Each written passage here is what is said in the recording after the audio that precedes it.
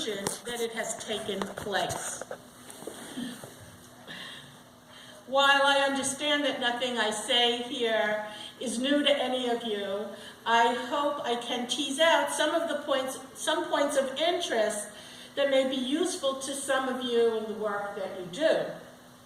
There are many examples of what I call crosstalk, cases where definitions, meanings, assumptions, and premises happen in discussion between peoples of different cultures.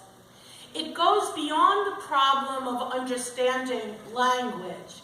It is a cross-cultural problem that is happening in many contexts, given globalization, easy travel, and internet accessibility.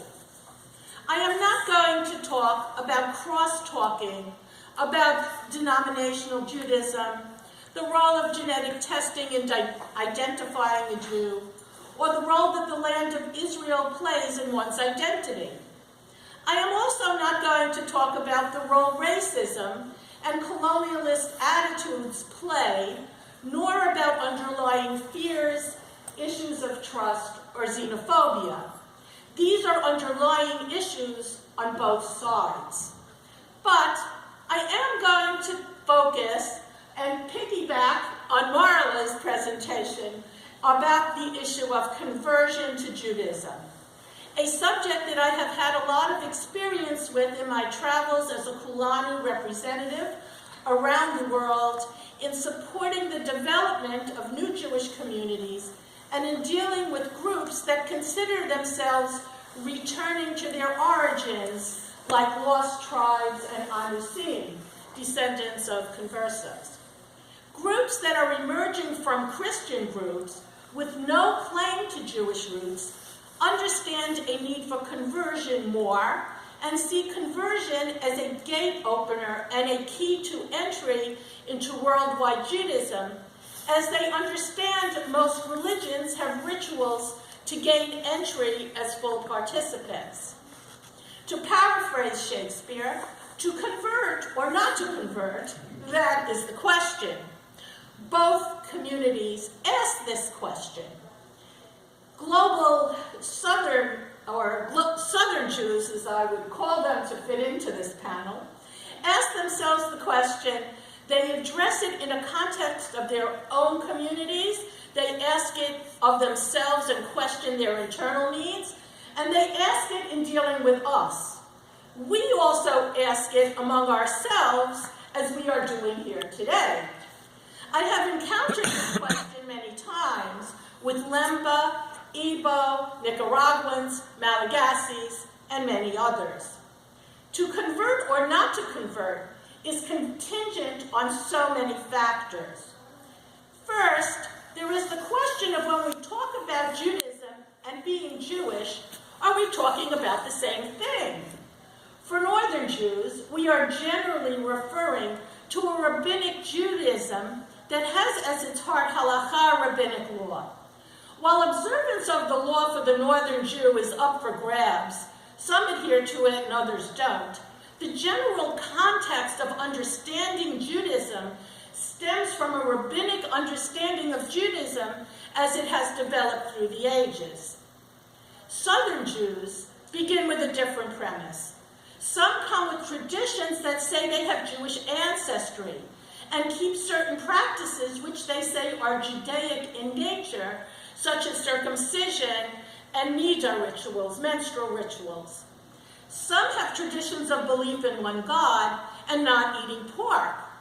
They define their identity as Jewish or Israelite and maintain that Christianity was grafted on them through forced colonial pressures. They also do not seem to discern the differences between being of Israelite descent and being of Jewish descent. It is used interchangeably, especially in Madagascar, where those terms were used as synonymous. Some have the details of legalistic and rigorous rabbinic Judaism is generally unknown to them, though they are often familiar with Jewish narratives from Hebrew scriptures, which they have learned in a Christian context. Well, Jewish Northerners and Jewish Southerners, what Jewish Northerners and Jewish Southerners have in common is that there is a familial component and a ritual component. For a category I made up called Joe Jew, the average Jew in the United States, say, this may be sufficient to include them in the worldwide family of Jews. For some, just to self-declare I am Jewish is enough, so to speak, to become what some call member of the tribe. But to Jewish leadership in any denomination, it is not. A conversion is necessary. African Jews are surprised that they are not considered by the established worldwide Jewish community as Jews. As Remi Ilona, a spokesperson for the Igbos of Nigeria, said, every Igbo knows that all Igbos are Jews. Ilona told Breaking Israel News that when Igbos first tried to connect with Jews outside of Nigeria, they were shocked that they were not accepted as Jews. In Madagascar, Tuvia, a Hasidic-style cantor, told me he wasn't interested in converting because he was a real Jew and would not be part of the conversion process. A group of Kulanu people, 17 of us, went to Madagascar. We brought a Beit Din of Orthodox rabbis. At the very last moment, after our arrival with a Beit Din to perform conversions there, he showed up with a group of his people. I asked him why he changed his mind. He said because a rabbi in Israel, who he studies with, told him he needs to become part of the covenant and undergo the conversion, so he and fellow members of his community did. Rapson Wariga, a leader of the Lemba of Zimbabwe, was adamantly against conversion for the Lemba. The crosstalk actually led to crosstalk, where he got angry if you would broach the subject. Who are you to tell us that we need conversions? He would say. I think he has softened somewhat on his position over time. Second, we are talking about how an identity is formed and what cultural, historical, political, spiritual, communal, and intellectual impulses go into creating one's identity. When there is no shared experience of history and culture, identities differ. The role of the historic persecution of the Ashkenazi Jews and Sephardi and Mizrahi Jews to some extent, and their subsequent struggle for admission to the larger society, and their experience of the Enlightenment, often does not resonate with Southern Jews. For the most part, Northern Jewish identities have to do with the Holocaust and Israel as a guarantee of Jewish survival, struggles for social justice, and a nostalgia for a lost world. It is a tightrope walk between assimilation into American culture and maintaining one's own Jewish identity, a fight between universalism and integration and particularism. For Southern Jews, their connection to Judaism is based on scripture. The notion of Jewish chosenness and observance of Jewish ritual practices. They have the most commonality with Jewish orthodoxy. Assimilation is not a factor for them. They are looking to become different from their host cultures. So when there are limited shared cultural and historical experience, we are dealing with differences in identity that have been created in different contexts. We don't have shared cultures and histories. What is shared is religious practice, which for some Northern Jews is problematic, since they are secularized and do not maintain the traditional religious practices which form the basis of Jewish identity for Southern Jews. I personally do not care if a community wants to convert or not. In French, you would say, cela m'est égal. It's all the same to me.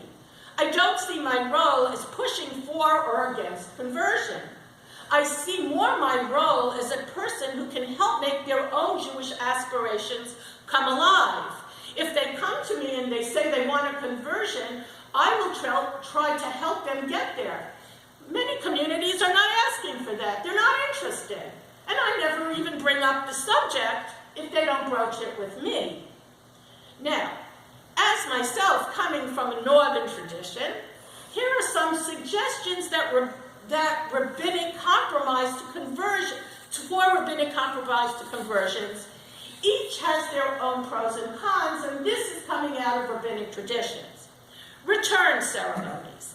While I have been involved with the return certificates around Ma'aminim, those are Sabbatean communities in Turkey, who want, in their own words, to rejoin the Jewish people, we also had to couple it with conversion papers, which were more acceptable to the general Jewish community in Turkey. Here, there is no hatafat dam brit, a ritual drawing of the blood on a person who was already circumcised, which differs from conversion and acknowledges their Jewishness from a halachic perspective. The Lemba in Zimbabwe have asked for return ceremonies, but as Modric, one of their leaders who has recently studied in Israel, has stated, he is now asking for conversions more than he is asking for return ceremonies. But there is still a portion of the Lemba in Zimbabwe who want return ceremonies. Okay. Ger Toshav, I'm almost finished. Ger Toshav. Reinstituting the notion of Ger Toshav, sort of a resident alien that is considered in some ways part of the Jewish people, in some ways not, sort of like a green card holder in the United States that is not quite a citizen and has no voting rights, but can live, work, and pay taxes here legally without fears of deportation. Two advocates of this role are Reb Zalman Schachter, the founder of Jewish Renewal Movement, who was my teacher and passed away 2 years ago. Reb Zalman felt this was a way of acknowledging fellow travelers in a halachic context, and Rabbi David Novak, president for the Union of Traditional Judaism, who believed similarly. Rav Amsalem, a member of the Knesset and a proponent of the notion of Zera Yisrael, seed of Israel, suggests that communities requesting to return, like those who declare themselves to be lost tribes or B'nai Anusim, undergo a Gior L'chumra. It is not quite full conversion. It is an additional conversion to dispel any unclarity around their Jewish status. A similar suggestion was made by Rabbi Goren that all Jews going to live in Israel should undergo tefillah, ritual immersion, blurring the distinction between converts and born Jews. Should northern expectations be that these groups convert in order to join, knowing that conversion will give them better access to worldwide Judaism? If we don't expect that, are we creating second-class citizens? If we expect it, are we continuing to impose our own standards and values on others?